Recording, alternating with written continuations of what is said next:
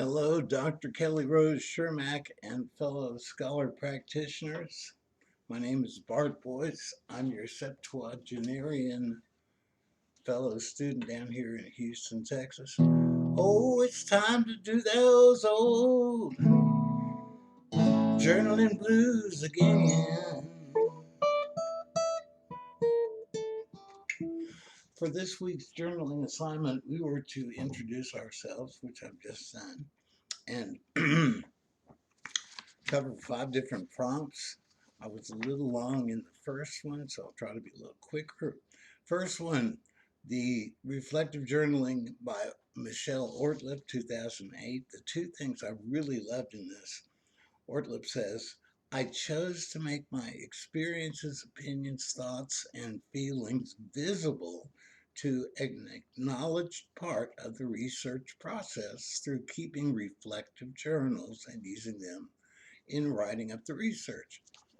The second thing I really love, transparency. I'm all about that.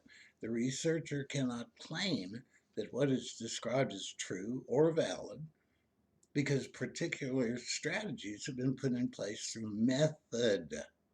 Instead, the aim is to make the process of data analysis as visible and transparent as possible. And that's from McDonald, 2001. Reflect on the following statement, broad consideration for social change.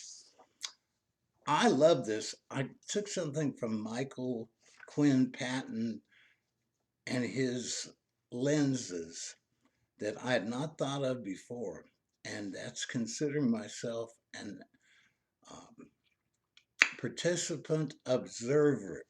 That's what I've been doing in the process of my particular topic, how people maintain and achieve and maintain long-term sobriety, meaning 30 years or more. What is the intrinsic motivation that I have and its alignment to Walden's mission of social change?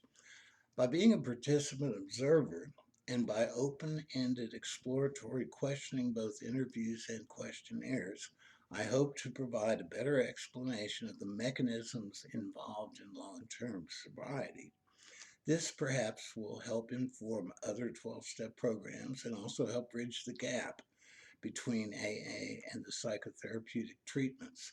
From the stories I hear from old-timers, when insurance companies got into the treatment business, some of the real um, tools and techniques of AA were lost or at least changed inexorably. Is there anything else I'd like to reflect on in this video entry? Okay, a couple of years ago, I had two passions. I was in another the beginning qualitative research course, and a very wise professor suggested get your doctorate first, then go save the world. My passion for helping people achieve and maintain sobriety is exemplified in the over 150 people I have taken through the steps. So many success stories, it would fill a book of its own. But this is the setting for my other work as an artist, a musician, and a poet. Like a setting for a rare jewel. The stone is that with sobriety, anyone may be able to follow their deepest passion, like I have, their most creative calling. And when a huge number of us are following this calling, not only may we enjoy sobriety in life, but we may find absolutely no use in harming one another, in being violent, in destruction, gender, race, ableness, socioeconomic, ethnic, or religious discrimination. After all, our problems were of our own making. Bottles were only a symbol. We have stopped fighting anyone or anything. We have to. So we have the coffee cups and we have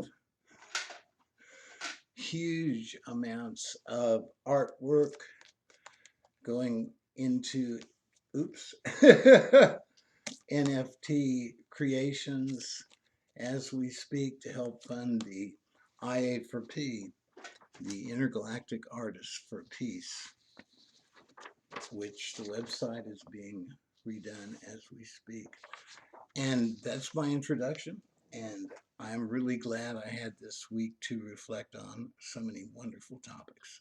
Thank you and have a beautiful day.